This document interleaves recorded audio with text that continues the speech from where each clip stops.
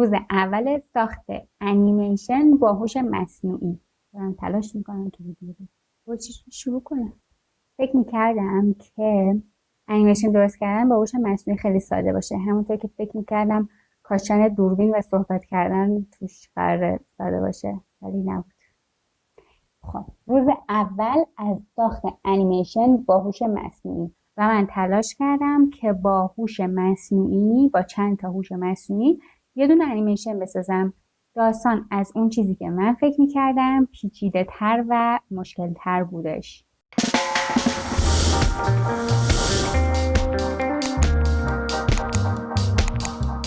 من هانیم و حدوداً 2 ساله که برای کافه رستوران ها فیلم برداری میکنم.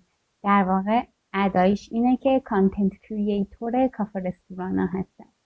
البته که برای جاهای دیگه هم تولید محتوا میکنم برای اینستاگرامشون و خب از یه جای به بعد کار رفت به سمت کار کردن با هوش مصنوعی و من هم تصمیم گرفتم از این قافله عقب نیفتم، دنبالش رفتم، چیزایی در موردش یاد گرفتم و کم کم به سرم زدش که با هوش مصنوعی ویدیو درست کنم و کم کم به این فکر افتادم که با هوش مصنوعی انیمیشن درست کنم. سرچ کردم، چند تا کلاس دیدم، نرفتم شرکت کنم، فقط سرفصلاشون رو دیدم و حس کردم اون چیزی که من میخوام رو بهم یاد نمیدن. برای همین تصمیم گرفتم که توی یوتیوب بچرخم و از اونجا آموزش هاشو ببینم.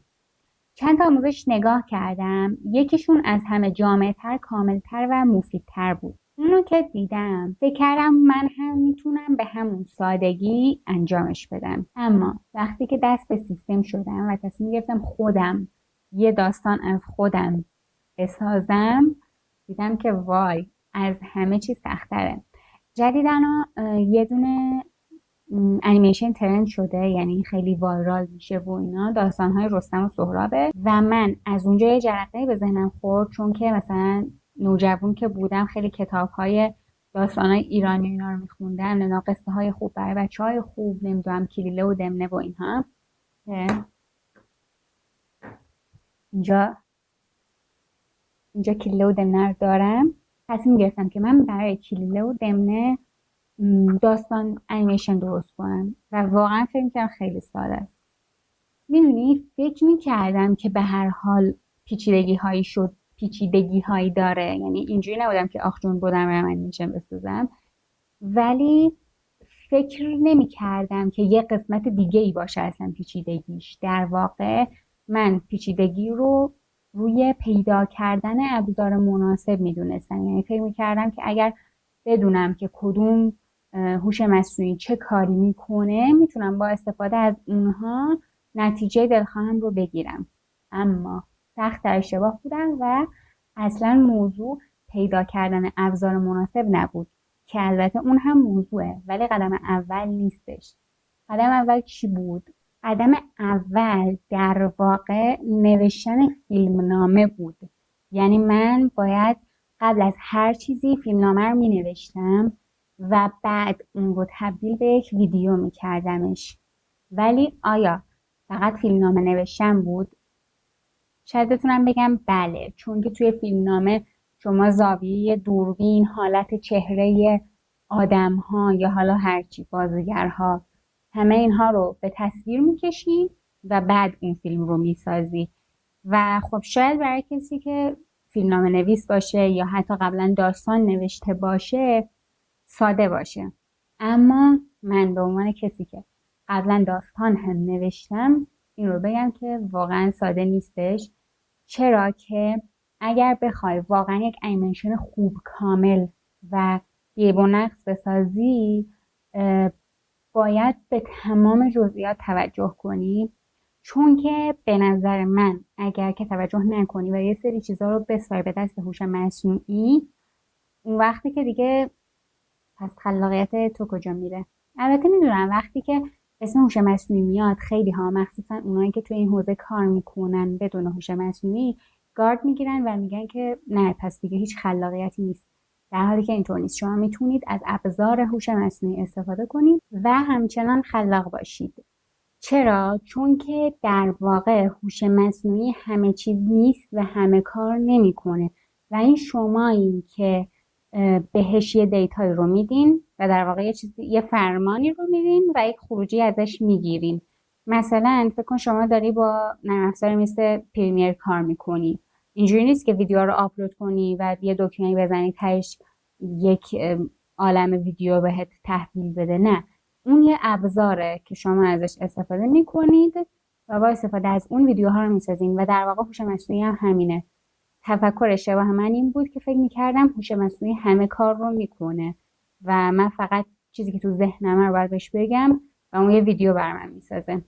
شاید شما بگین که نه، ما که اینجوری فکر نمیکنیم، ولی مطمئنم اگر شروع کنید به انجام دادنش به این فکر میکنید که آره اشتباه فکر میکردم.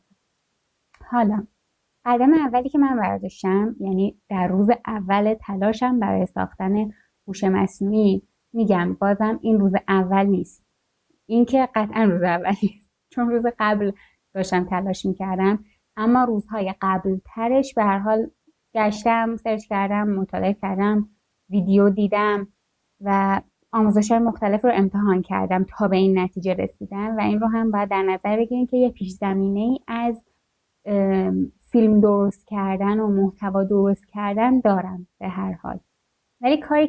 ولی کاری که انجام دادم، یعنی رفتم تو دلش به صورت عملیاتی انجامش بدم، چی بود و چه نتیجه هایی ازش گرفتم.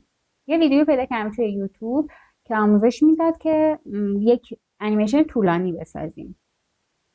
موضوعش این بود که اول از همه باید شخصیت ها و کاراکترها رو بسازی. چجوری؟ اینجوری که ایده اولیه‌ای که تو ذهنت هست رو برای چت جی پی تی می‌نویسی و اون شخصیت هایی که میخوای داشته باشی و اون مغز در واقع فیلم نامت رو برای چت جی پی تی می‌نویسی و اون بهت چند تا پرامپت میده که تو به یه هوش مصنوعی دیگه بدی و ازش استفاده کنی. اما بعد از اینکه مغز رو توضیح دادی بهش، میای کاراکترها رو برای چت جی پی تی توصیف میکنی که اون دوباره یه پرامپتی برات بنویسه که تو بدی به یه هوش مصنوعی که اول کاراکتراتو به دست بیاری. این دوتا کاراکتر داشت. بعد از اینکه این پرامپت کاراکترها رو از چت جی پی تی گرفت، دادش به یه هوش مصنوعی به اسم ویسک، از اونجا عکسشون رو بدون بک‌گراند گرفت و بعد دوباره از همون هوش مصنوعی ویسک استفاده کرد و پرامپت سکانس هایی که میخواست رو از چت جی پی تی گرفت، داد به اون و حالا یه سری عکس داشت که اون شخصیت ها توی لوکیشن های مختلف توی موقعیت های مختلف بودن.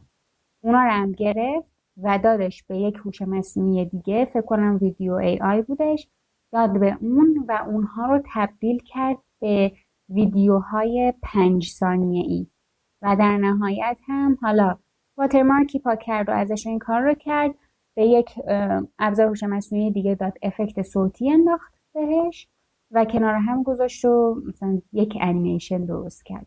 تا اینجا روند خیلی مشخص و واضحه. حتی روش های دور زدن هوش مصنوعی های پولی و نمیدونم اینا رو همه رو گفتش. خیلی ساده به نظر میرسید. ولی وقتی من اومدم خودم این کار رو اجرا و پیاده سازی کنم، دیدم که توی همون قدم اول استاپ میشم. چرا؟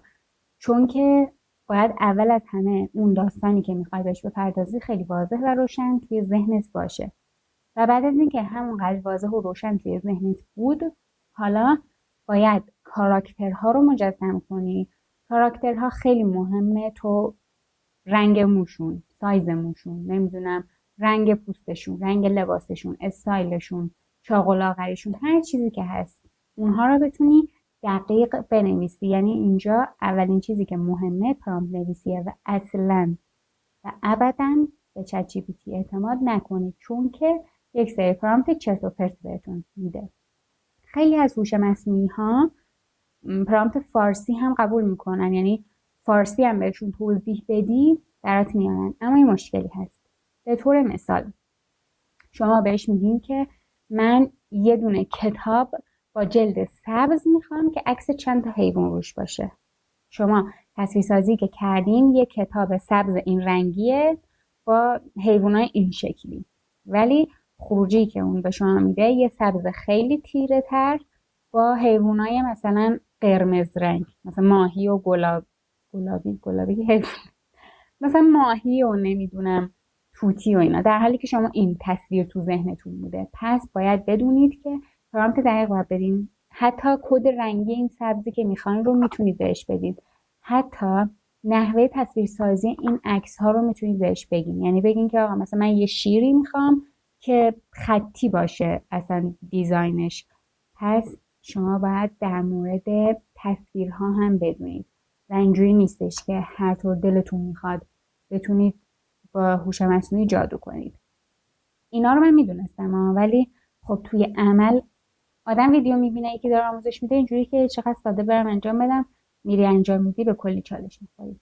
خلاصه سرتون رو درد نیارم، این فقط یک شروع بودش و من خواستم که شما رو با خودم همراه کنم توی این تصمیمی که گرفتم که ببینم آیا بالاخره میتونم با هوش مصنوعی یک انیمیشن درست کنم یا نه.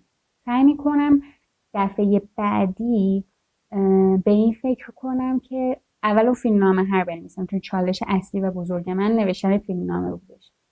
بعد از اون میرم حالا ابزار مناسب رو پیدا میکنم، اما توی ویدیوی بعدی با هم دیگه فیلمنامه می‌نویسیم. اگر که حرفه‌ای هستین و با هوش مصنوعی خب خیلی کار کردین و میدونین، ممنون میشم راهنمایی بکنید. و اگر هم مثل من تازه دارین سرچ میکنین که ببینین هوش مصنوعی چیه و چجوری میشه باهاش کار کرد، همراه من باشید، چون هر چیزی که یاد بگیرم رو قطعاً به شما هم میگم، نه که یاد بدم. تجربیات خودم رو در اختیار شماها قرار میدم، چون که میدونم آدم‌هایی که تازه وارد این راه شدن به چالش‌های متفاوت‌تری میخورن تا کسایی که خب خیلی وقت دارن کار میکنن و میدونن و اینها.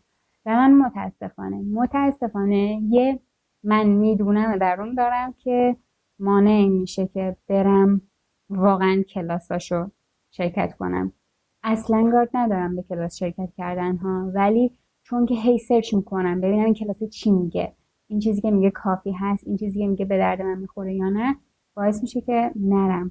ولی راستش رو بخواین یه کلاس رو شماره‌مو گذاشتن که بهم زنگ بزنن و ثبت نام کنم اونجا، چون که حس میکردم سرتیترها و اون اطلاعاتش کامل و جامع بود.